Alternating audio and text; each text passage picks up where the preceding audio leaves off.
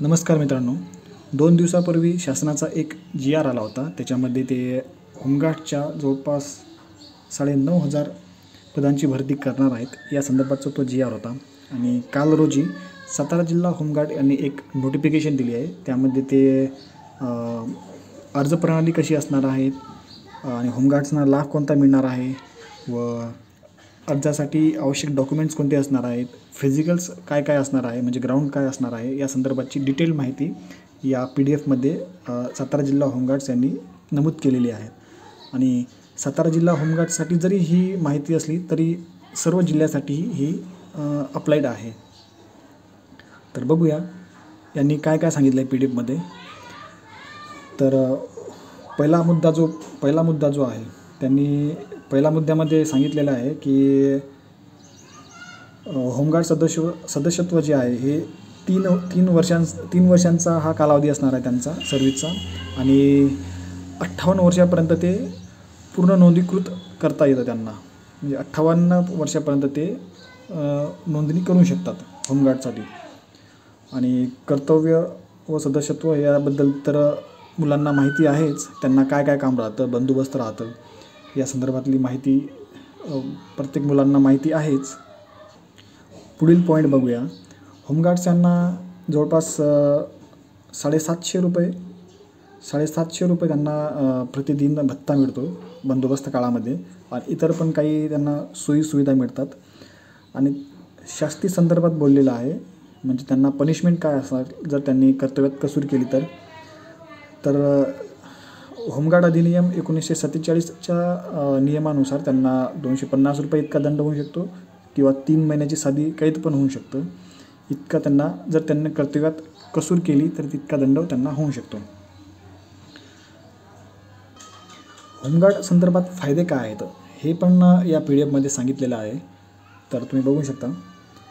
त्यांना सैनिकी गणेश परिधान करणे व विनाशुल्क सैनिकी प्रशिक्षण मिळणे, त्यांना 5% आरक्षण असतं वन विभागाच्या भरतीमध्ये. अग्निशमक होमगार्ड्सना राज्य पोलीस दलामध्ये पण आरक्षण मिळतं 5%. आणि त्यांना अग्निशमन विमोचन प्रथमोपचार या सर्व जे मेडिकल्स सुविधा जे आहेत त्यांना त्या मिळतात. आणि पुरस्कार पदके पण मिळू शकतात जर त्यांनी विशेष कार्य केलं असेल तर, इत्यादी त्यांना फायदा मिळतो या होमगार्ड्सच्या सर्व्हिस दरम्यान. पुढील माहिती बघूया काय काय सांगितले त्यांनी. होमगार्ड नोंदणी नियम व अटी सांगितल्या त्यांनी. तर यामध्ये त्यांनी पात्रता सांगितलेली आहे, शैक्षणिक पात्रता काय असणार आहे म्हणून. तर शैक्षणिक पात्रता किमान 10वी पास असायला हवं आणि वयवर्ष 20 ते 50 वर्षाच्या आत तो व्यक्ती असायला हवा. पुरुषांसाठी उंची त्यांनी सांगितलेली आहे, जे पोलीस भरतीसाठीच राहतं, तर ते दिलेली आहे 162 सेंटीमीटर. आणि महिलांसाठी आहे 150 सेंटीमीटर. छातीचे इव्हेंट्स असतील, छाती फुगवणे वगैरे. कागदपत्र हे महत्त्वाची गोष्ट आहे. कागदपत्रे काय काय आवश्यक असतील, कागदपत्र बघूया काय काय आवश्यक आहे. तर रहिवासी पुरावा लागेल, आधार कार्ड, मतदान कार्ड, ओळखपत्र यापैकी कुठलंही एक. शैक्षणिक अर्हता प्रमाणपत्र लागेल. जन्म दिनांक पुराव्याकरिता SSC बोर्ड सर्टिफिकेट लागेल. तांत्रिक अर्हता धारित करत असल्यास तत्सम प्रमाणपत्र लागेल. असल्यास हे कंपल्सरी नाही आहे, पण जर असल्यास तांत्रिक अर्हता धारक तर ते ग्रेस मार्क्स मिळतात 10 आहे. पुढील PDF मध्ये तुम्हाला माहीत पडेलच. खाजगी नोकरी करत असल्यास नाहरकत प्रमाणपत्र लागेल. आणि 3 महिन्या आतील पोलीस चारित्र्य पडताळणी प्रमाणपत्र पण लागेल. इत्यादी गोष्टी म्हणजे इत्यादी डॉक्युमेंट्स अर्ज भरताना तुमच्याकडे असायला हवेत. शारीरिक क्षमता चाचणी बघूया काय काय इव्हेंट्स आहेत त्याच्यामध्ये. तर पहिला इव्हेंट्स आहे धावणे. याच्यामध्ये जे पोलीस भरतीला राहतं 1600 मीटर धावणे तेच राहतं आणि त्याला 20 गुण राहतील.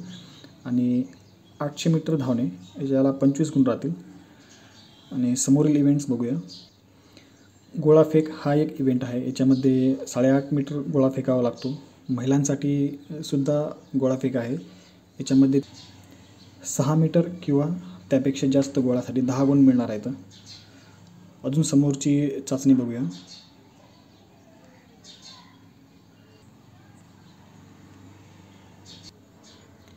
तांत्रिक अर्हता गुण. जर तांत्रिक अर्हता धारक करत असल्यास तर ते प्रमाणपत्र तुम्हाला सादर करावं लागेल. हे एक ऑप्शन होतं. तर त्याच्यामध्ये हे तांत्रिक अर्हता गुण काय असतील, जर तुमच्याकडे एक्स्ट्रा कुठलं तांत्रिक अर्हता असेल तर त्याच्यासाठी गुण मिळतात. मॅक्झिमम गुण जे आहेत त्याच्यासाठी 10 गुण मॅक्झिमम मिळतील त्या प्रमाणपत्र धारक करत असेल तर. या 7 पैकी कुठले कुठले प्रमाणपत्र तुमच्याकडे आहेत ते तुमच्याकडे असायला हवेत. जर नसले तर काही प्रॉब्लेम नाहीत, परंतु 10 गुण इथं बोनसमध्ये तुम्हाला मिळू शकतात. त्या कारणानं हे असेल तर हे पण तुम्ही अपलोड करू शकता.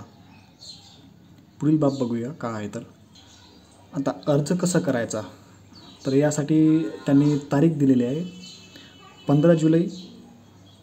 यासाठी त्यांनी तारीख दिलेली आहे 15 जुलै ते 31 जुलैपर्यंत तुम्ही फॉर्म भरू शकता. आणि हे खालील वेबसाईट दिलेले आहे, हे तुम्ही या वेबसाईटवर तुम्ही भेट देऊ शकता किंवा स्वतः भरू शकता किंवा सायबर कॅफेमध्ये तुम्ही भरू शकता. ही वेबसाईट दिलेली आहे. इंग्रजी भाषेमधूनच फॉर्म भरायचा आहे. आणि फॉर्म भरण्याची जी अंतिम तारीख आहे याच्यामध्ये 31 जुलै 2024पर्यंतची सायंकाळचे 5 वाजेपर्यंत ही मुदत असणार आहे. तर मित्रांनो, ही होमगार्ड संदर्भातली माहिती होती. तर ही माहिती कशी वाटली तुम्ही लाईक करा आणि कमेंट करून नक्की सांगा आणि चॅनल सबस्क्राईब नक्की करा. धन्यवाद मित्रांनो.